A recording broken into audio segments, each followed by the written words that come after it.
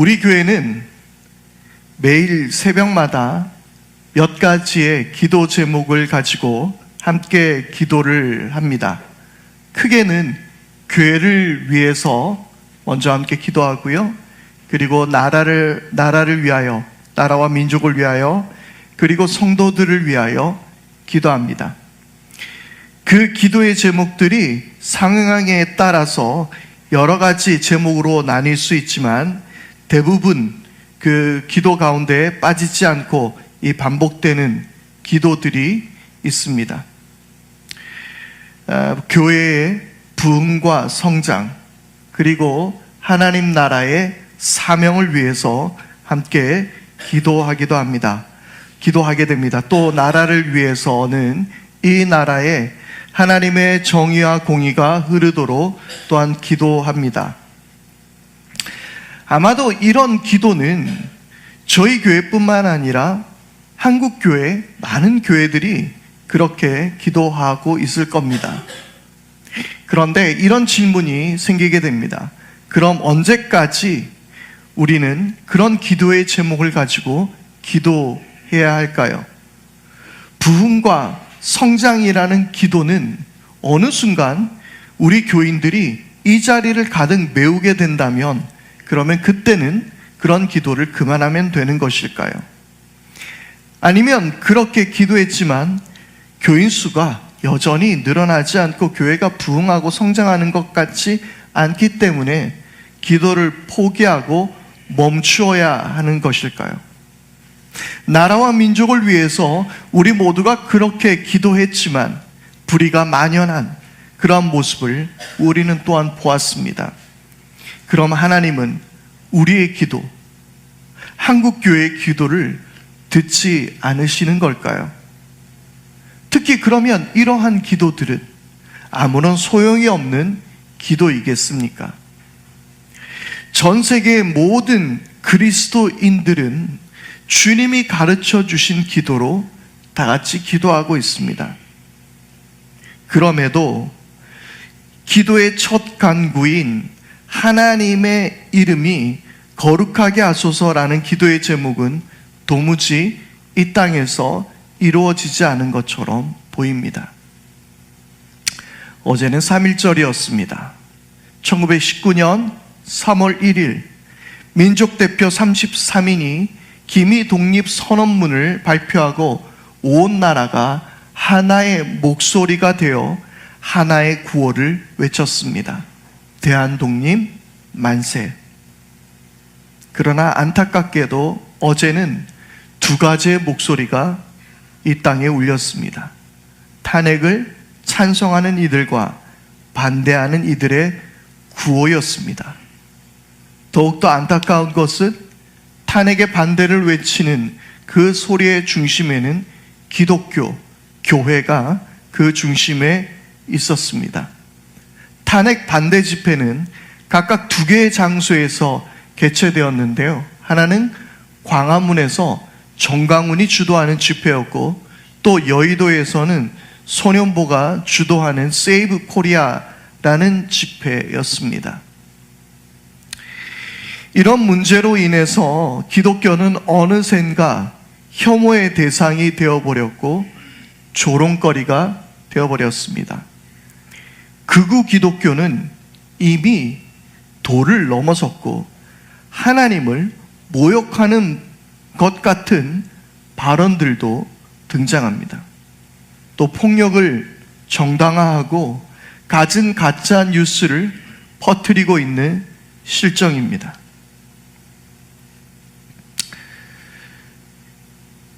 (1934년) 나치 독일에서 보네퍼 등 몇몇 목회자들이 중심이 되어 고백교회를 결성했습니다.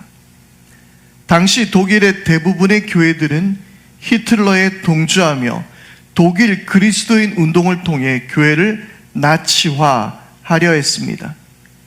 유대인 혐오를 강조했으며 히틀러를 찬양하고 미화했습니다. 하나님의 이름으로 독일 나치의 선전 도구가 되어 권력에 부역하고 있었던 것이죠.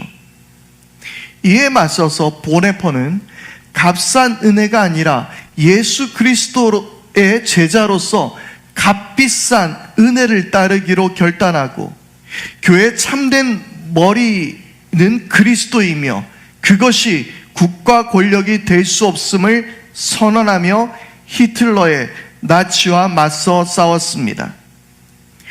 현재 한국 교회는 극우 세력의 도구가 되었고 이데올로기의 도구가 되어버렸습니다.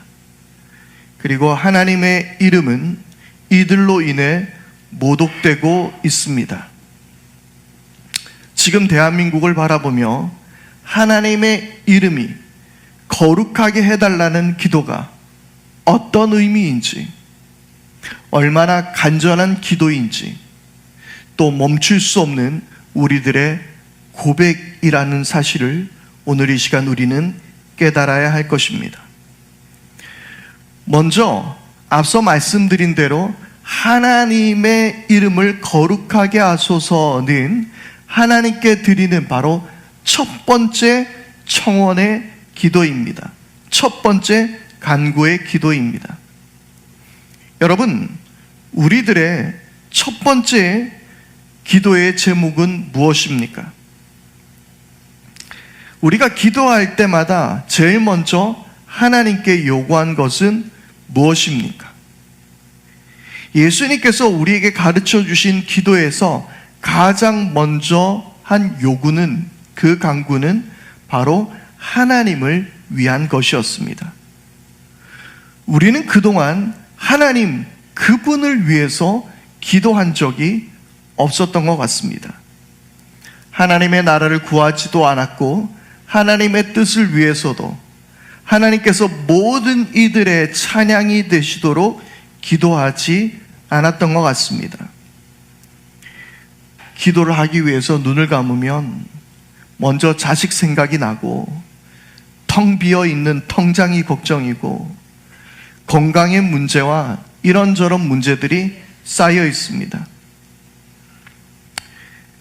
어떨 때는 특히 문제될 것이 없기에 기도하지 않을 때도 많이 있습니다. 그럼 여러분들에게 한번 물어보겠습니다. 기도하는 일이 하나님 보시기에 좋은 일입니까? 좋지 않은 일입니까? 좋은 일입니다. 그러면 하나님은 여러분을 기도의 자리로 억지로라도 부르시기 위해서 기도할 거리를 마구 주시는 것이 복이 아닐까요? 그러니 여러분, 기도의 제목이 여기저기서 마구 터져 나오기 전에 기도의 자리로 나올 수 있게 되기를 바랍니다.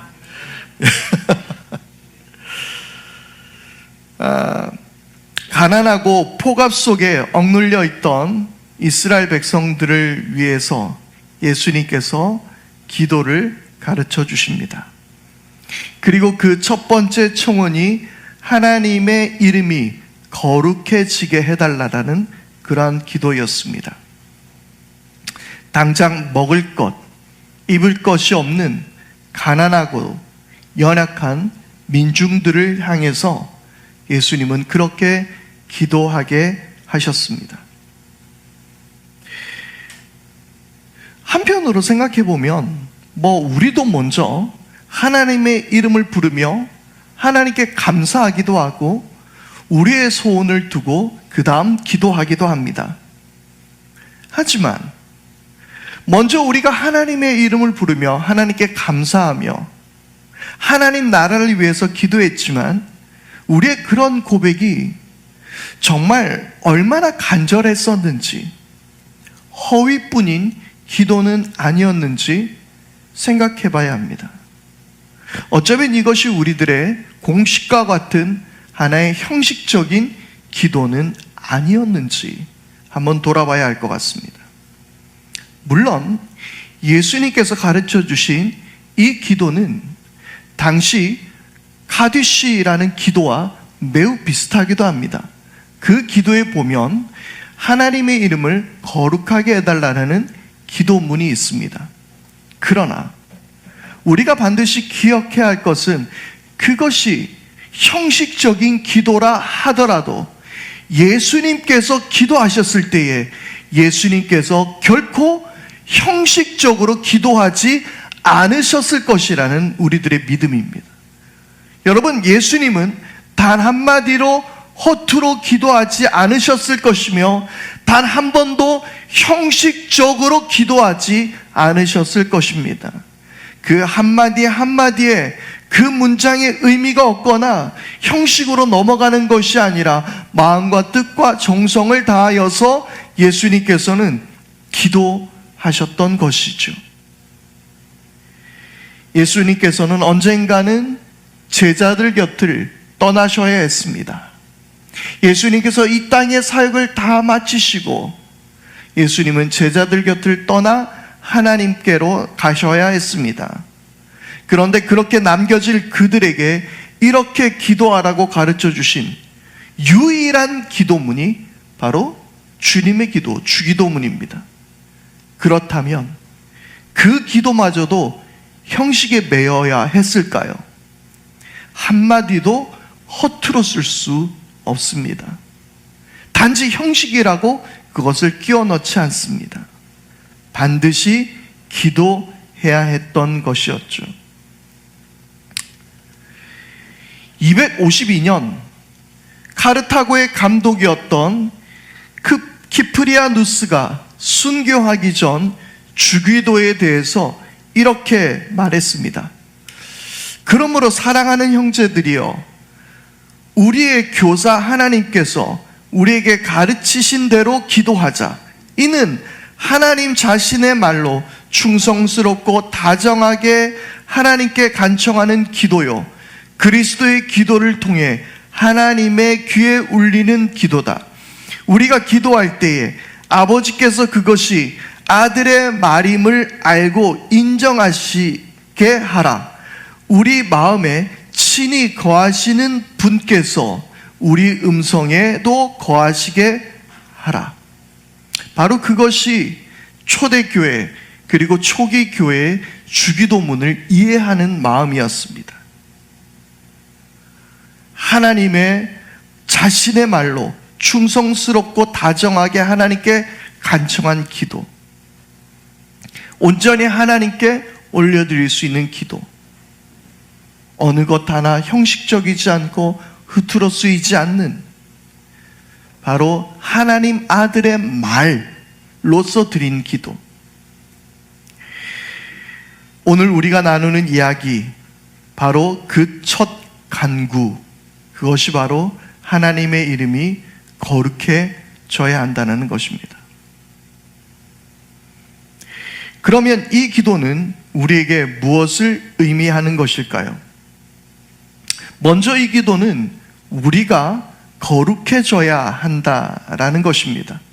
사실 하나님은 우리가 기도한다고 더 거룩해질 수 있는 분이 아닙니다. 하나님은 그분 스스로 이미 거룩하신 분입니다. 이 세상의 어느 것에도 속하지 않으시며 만들어진 피조 세계가 아닌 스스로 계신 야훼, 곧 하나님, 곧 이 세상 우주 만물의 모든 존재하는 것들과 구별되신 바로 거룩하신 하나님이시라는 사실입니다. 그러므로 하나님은 더 이상 거룩해질 수 없는 분이십니다. 그러나 하나님은 우리에게 이렇게 말씀하셨습니다. 내가 거룩하듯이 너희도 거룩하라. 우리의 거룩한 삶을 통해서 하나님의 이름이 거룩해진다는 것입니다. 우리가 잘 아는 유행어가 있습니다. 영화 친구에 나왔던 대사인데요, 시험 점수를 제대로 받지 않은 아이들을 앞으로 불러내어서 선생님이 볼을 꽂아보면서 하는 이야기입니다. 뭐라고 했나요? 너가 아버지 뭐 하시노? 너가 아버지 뭐 하시노? 너가 아버지 뭐 하시노? 그러니까 한 친구가 건달입니다. 그러니까 좋겠다, 너가 아버지 건달이라서. 죄송합니다. 제가 너무 몰입했나요? 항상 어떤 일이 있었을 때마다 그런 이야기들을 하죠. 너가 아버지 뭐 하시노? 흔히 그들의 행실을 통해서 그 집안의 아버지가 드러나기 마련입니다. 우리는 그것 이상으로 우리의 삶을 통해서 하나님의 성품에 참여할 수 있는 존재가 될 수 있다는 사실입니다. 이 얼마나 놀라운 것입니까? 말씀 안에, 하나님의 말씀 안에 순종하여 살 때에 우리는 거룩한 하나님의 백성이 될 수 있습니다. 출애굽기, 레위기, 민수기, 신명기 등의 말씀을 통해서 계속해서 강조하는 것이 무엇이었습니까? 바로 율법이었습니다. 그 율법을 일러주신 이유는 세상의 방식이 아닌 구별되어 나의 방식으로 살아라, 거룩한 하나님의 방식으로 살 때에 너희도 거룩할 수 있다라는 것이었습니다. 그래서 이것을 마태복음 5장 16절에는 이렇게 말씀합니다. 이와 같이 너희의 빛을 사람에게 비추어서 그들이 너희의 착한 행실을 보고 하늘에 계신 너희 아버지께 영광을 돌리게 하여라. 아멘. 그러나 지금 일어나고 있는 이 땅의 교회의 모습은 바로 주기도문의 첫 번째 강구인 하나님의 이름을 거룩하게 하소서라는 구절을 잃어버린 듯 합니다. 세습하는 교회의 모습, 물질 만능주의와 번영신학 등은 교회의 온전한 복음을 왜곡시켰습니다. 온갖 혐오와 배타적인 태도는 이웃들과의 담을 더 높이 쌓아버렸습니다. 그리고 현재 이 땅에서 온갖 정의를 왜곡하고 폭력을 정당화하는 여러 거짓 뉴스들을 확대 재생산하는 일까지 하는 우리 기독교의 모습, 한국교회의 모습은 참담하기까지 합니다. 그 현장 속에서 여전히 혐오의 말이 가득합니다. 특히 중국인들을 향한 혐오의 말들을 거침없이 쏟아냅니다. 그리고 폭력을 정당화합니다. 계엄을 정당화합니다. 바로 본 회퍼가 염려했었던 교회가 이데올로기의 도구가 되어버렸습니다. 이런 한국 땅에서 하나님의 이름을 거룩하게 하소서라는 기도는 우리에게 어떤 의미를 주고 있습니까? 이 기도가 우리 속에서 온전히 이루어질 수 있겠습니까? 이스라엘 백성들이 하나님께서 주신 땅에서 살 때에 그들은 범죄함으로 그 땅을 더럽혔습니다. 거룩하라 명하신 하나님의 말씀을 어기고 죄 없는 사람들의 피를 흘리고 그들은 온갖 우상을 섬겼습니다. 그리고 하나님은 이스라엘 백성들을 심판하셨고 그들은 그 땅을 떠나야 했습니다. 이 사건에 대해 에스겔 선지자는 이렇게 말씀합니다. 에스겔서 36장 20절에서 21절 말씀입니다. 그들은 여러 나라에 흩어져서 가는 곳마다 내 거룩한 이름을 더럽혔다. 그래서 이방 사람들은 그들을 보고 주의 백성이지만 주의 땅에서 쫓겨난 자들이라고 하였다.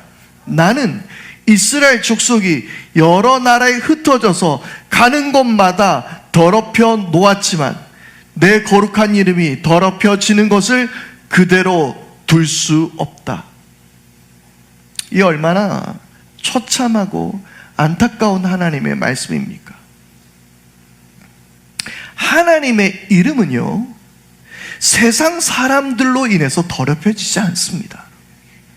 하나님의 이름은 하나님의 백성으로 인해서 더럽혀지는 것입니다. 그리고 에스겔 선지자는 이야기합니다. 하나님의 말씀을 받아 이렇게 말씀했죠. 그들은 어딜 가도 하나님의 이름을 더럽히고 있다. 말라기 1장 6절의 말씀입니다. 아들은 아버지를 공경하고 종은 제 주인을 두려워하는 법인데 내가 너희 아버지라고 해서 너희가 나를 공경하기라도 하였느냐? 내가 너희 주인이라고 해서 너희가 나를 두려워하기라도 하였느냐? 나 만군의 주가 말한다. 제사장들아, 너희가 바로 내 이름을 멸시하는 자들이다. 그러나 너희는 우리가 언제 주님의 이름을 멸시하였습니까? 하고 되묻는다. 하나님의 이름을 멸시하는 것은 바로 제사장들이었습니다. 그들은 백성들이 가져온 불순한 제물을 용인하고 그것을 받아들이고 그것을 하나님께 제물로 예배를 드렸습니다. 말라기 당시는 바벨론 포로에서 돌아온 이후가 바로 그 이야기의 배경이 됩니다. 우리가 지난 레위기의 말씀들, 민수기의 말씀들을 배우면서 이 제사장들은 무엇을 통해서 자신들의 먹거리를 얻어야 했습니까? 바로 백성들의 제사 음식을 통해서 그들은 먹거리를 삼을 수 있었습니다. 그런데 아마도 바벨론 포로에서 돌아온 그들에게는 모세 율법에 대해서 자세히 알지 못했던 것 같기도 합니다. 그래서 흠있는 제물들을 드린 것 같기도 합니다. 또는 형편이 어려워져서 좋은 짐승을 제물로 바치기 어려워진 것 같기도 합니다. 그래서 제사를 지내야 하는 짐승들이 흠이 많았습니다. 만약 그때에 제사장들이 이 제물은 흠이 많으니까 하나님께 바쳐서는 안 됩니다. 다시 가지고 가십시오 라고 이야기했다면 제사장들의 먹거리가 떨어지게 되겠죠. 제사장들도 먹고 살아야 했기 때문입니다. 세상과 대충 타협하고 하나님의 말씀을 어겼던 것입니다. 이에 대해서 하나님은 이렇게 책망하셨습니다. 말라기 2장 7절에서 8절의 말씀인데요. 제사장의 입술은 지식을 지켜야 하겠고 사람들이 그의 입에서 율법을 구하게 되어야 할 것이다. 제사장이야말로 만군의 주 나의 특사이기 때문이다. 그러나 너희는 바른 길에서 떠났고 많은 사람들에게 율법을 버리고 곁길로 가도록 가르쳤다. 너희는 내가 레위와 맺은 언약을 어겼다. 나 만군의 주가 말한다. 하나님께서 이렇게 제사장들을 향하여 책망하셨습니다. 말씀을 제대로 가르치지도 않고 그들은 하나님을 두려워하지도 않았습니다. 자신들의 권력을 누리고 싶었고 자신들의 배를 불리고 싶었습니다. 대충 하나님의 말씀을 자신들의 권력을 유지하는 도구로 활용하였고 백성들의 환심을 사는 데만 사용했던 것입니다. 그래서 말라기 2장 9절은 다시 하나님은 이렇게 말씀하십니다. 그러므로 나도 너희가 모든 백성 앞에서 멸시와 천대를 받게 하겠다. 너희가 나의 뜻을 따르지 않고 율법을 편파적으로 적용한 탓이다. 여러분, 이 말씀이 지금 한국교회 여러 교회 지도자들에게 하시는 하나님의 말씀이 아닐까요? 아니, 우리 모든 성도들에게 하시는 말씀이 아닐까요? 그렇게 거룩하신 하나님의 이름이 바로 그들을 통하여 더럽혀졌습니다. 그리고 예수님께서 이 땅에 오셨습니다. 그리고 그들에게 기도를 가르치셨습니다. 하나님의 이름을 거룩하게 하소서. 이것은 단순한 간구가 아니라 하나님의 나라를 향한 혁명적인 선언이었습니다. 온 세상의 모든 권세가 하나님의 이름이 거룩하게 여겨지는 세상이 이제 시작되었음을 선언하신 것입니다. 이스라엘에 갇혀 계신 하나님이 아니라 온 우주 만물 속에서 모든 민족과 열방 속에서 하나님의 이름이 거룩하게 여김을 받으실 것입니다 라고 선언하신 것입니다. 그리고 그분의 모든 사역이 하나님의 이름이 거룩하게 여김을 받으시게 하는 일들이었습니다. 그래서 우리는 지난주에 나누었던 말씀대로 예수님께서 아버지의 이름을 드러내 보여주신 것입니다. 앞서 말씀드렸듯이 우리는 어떤 행위로도 하나님의 이름을 거룩하게 할 수는 없습니다. 그분은 이미 거룩하십니다. 할렐루야. 그리고 예수 그리스도를 통해 그 거룩하심을 보이셨습니다. 이제 우리는 그분의 일에 동참하는 것입니다. 우리를 통하여 거룩함, 하나님의 거룩함이 드러나는 것이 아니라 예수님께서 이미 하신 일에 우리가 동참하는 것입니다. 바로 그때에 하나님의 이름은 거룩해지게 될 줄 믿습니다. 다시 한번 강조합니다. 우리가 하나님의 이름을 거룩하게 할 수는 없습니다. 우리의 어떤 행위로도 그것은 가능하지 않습니다. 그러나 예수님께서 이미 하신 일들에 우리가 동참하게 될 때에 우리는 하나님의 이름이 거룩하게 되는 그 놀라운 역사에 우리는 참여할 수 있게 되는 것입니다. 우리 말씀을 다시 한번 우리가 볼 텐데요. 에스겔서 36장 22절에서 28절까지의 말씀입니다. 말씀이 좀 긴데요. 우리가 이 말씀을 한번 찾아서 함께 읽었으면 좋겠습니다. 에스겔서 36장 22절에서 28절까지의 말씀입니다. 제가 한 절 읽고 여러분들이 읽고 말씀을 교독하겠습니다. 제가 먼저 읽겠습니다. 그러므로 너는 이스라엘 족속에게 전하여라. 나 주 하나님이 이렇게 말한다. 이스라엘 족속아, 내가 이렇게 하려고 하는 까닭은 너희들을 생각해서가 아니라 너희가 여러 나라에 흩어져서 가는 곳마다 더럽혀 놓은 내 거룩한 이름을 회복시키려고 해서다.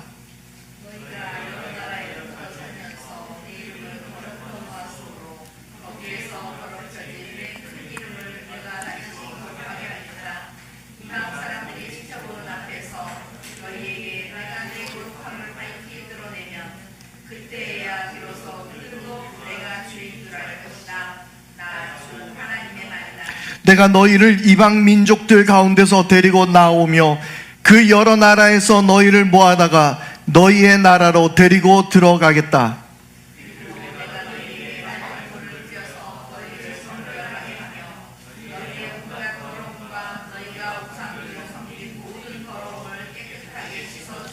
너희에게 새로운 마음을 주고 너희 속에 새로운 영을 넣어주며 너희 몸에서 돌같이 굳은 마음을 없애고 살갗처럼 부드러운 마음을 주며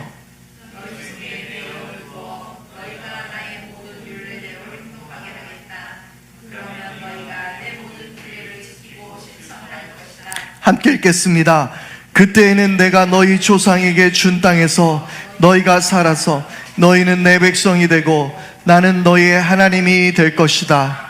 아멘. 인간의 노력이 아닌 하나님께서 하나님의 이름을 거룩하게 하시기 위하여 우리를 부르시며 하나님의 역사에 우리를 동참하게 하실 것입니다. 하나님의 하시는 일에 동참하는 것이 곧 하나님의 이름이 거룩하게 되는 것이며 하나님의 나라가 이 땅 가운데 세워지는 일인 것입니다. 시편 89편 14절입니다. 정의와 공정이 주님의 보좌를 받들고 사랑과 신실이 주님을 시종들며 앞장서 갑니다. 정의와 공정이 주님의 보좌를 받든다라는 것입니다. 정의와 공의가 흐르는 땅, 바로 그 땅 가운데서 한국교회가 해야 할 일들을 바라보며 이 땅의 소금과 빛의 역할을 감당해야 될 때입니다. 이제 저마다 자성의 소리가 나오고 있습니다. 한국교회가 뭔가 틀림없이 잘못되고 있다는 것을 지적하며 많은 이들이 소리를 내고 있습니다. 그럼에도 끝인 줄 알았던 바닥이 끝이 아니라 어쩌면 우리는 더 추락할 수도 있습니다. 그러나 오늘도 우리는 간구해야 합니다. 하나님의 이름이 거룩하게 여김을 받으옵소서. 내가 하나님 하신 일에 동참하십시다. 예수 그리스도께서 이미 하신 일에 우리가 함께 참여하십시다. 하나님의 정의와 공의가 그리고 인애와 사랑이 온 땅 가운데 흘러갈 수 있도록 모든 혐오와 차별의 담을 허물고 폭력과 거짓의 말들에 휘둘리지 않고 이웃을 사랑하고 누군가의 위로가 되어주고 기댈 언덕이 되어주며 우리가 서로가 더욱더 아름다운 하나님의 존재라는 것을 우리가 서로 함께 나눌 수 있는 그러한 예수 그리스도께서 걸어가신 길을 우리가 함께 걸어가게 될 때에 이미 시작된 하나님의 나라가 이 땅 가운데서 이루어지게 될 줄 믿습니다. 그리고 하나님의 이름이 거룩히 여김을 받으옵소서. 하나님의 이름이 거룩하게 되기를 원합니다라는 우리들의 기도가 이 땅 가운데서 우리의 고백이 멈추지 말아야 할 줄 믿습니다. 오늘 이 시간 말씀 앞에 결단하면서 오늘 우리가 하나님의 말씀 앞에서 그분께서 거룩하셨듯이 주님 우리도 거룩한 삶을 살기를 원합니다. 예수 그리스도께서 가신 그 길에 우리가 동참하겠습니다. 우리 함께 고백하며 이 시간 찬양하며 주님 앞에 함께 나가겠습니다. 신실하게 진실하게 거룩하게 살게 하소서. 신실하게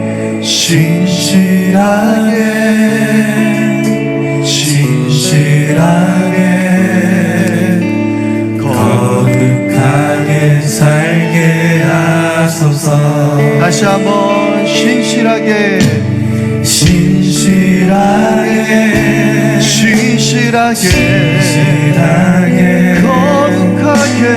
거룩하게 살게 하소서. 아멘. 신실하게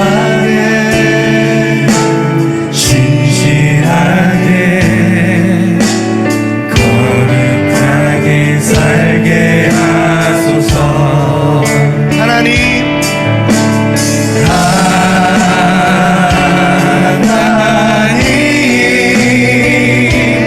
나의 마음 만져주소서.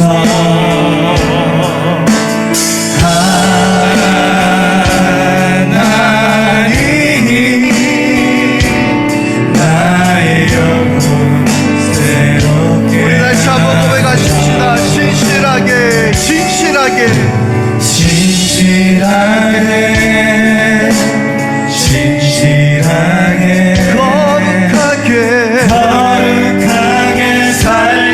하소서.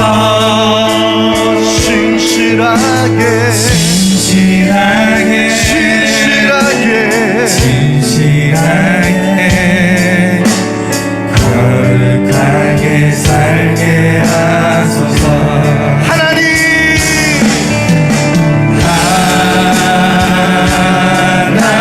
하나님 나의 기도 들어주소서.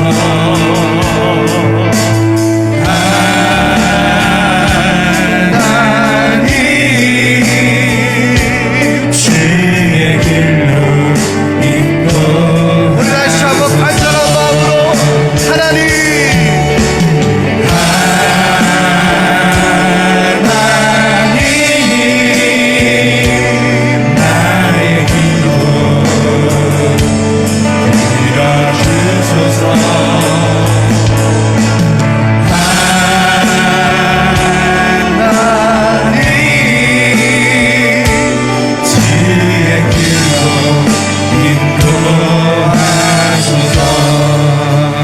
시간 우리 다 같이 함께 기도하겠습니다. 주님, 우리가 예수 그리스도의 일에 함께 참여합니다. 예수님께서 가셨던 그 길에 우리도 함께 그 길을 걸어갑니다. 주님, 우리를 통하여 아버지의 이름이 거룩하게 하여 지게 하여 주옵소서. 온 땅 가운데 주님의 이름이 거룩하게 여김을 받게 하여 주시옵소서.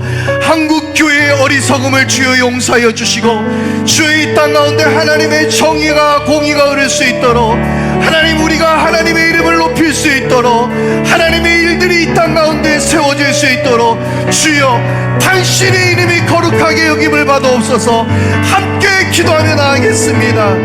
함께 기도하겠습니다. 주님,